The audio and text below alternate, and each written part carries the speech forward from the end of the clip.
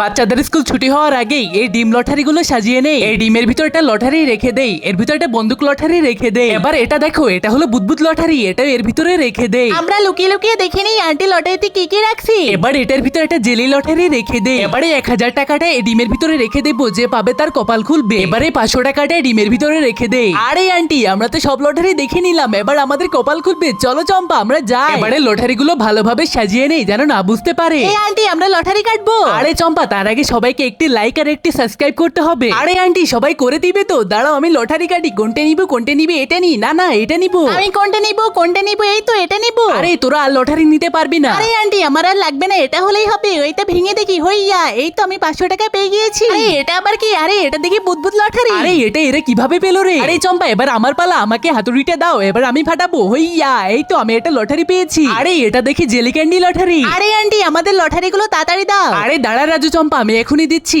এই চম্পা, এই নে তোর বুদবুদ মেশিন, আর রাজু এই নে তোর জেলি। আরে ওয়াও, এটা দিয়ে আজকে সারাদিন খেলা করবো। আরে এরা দুজন তো আমার ব্যবসা চান্দে উঠাই দিল রে।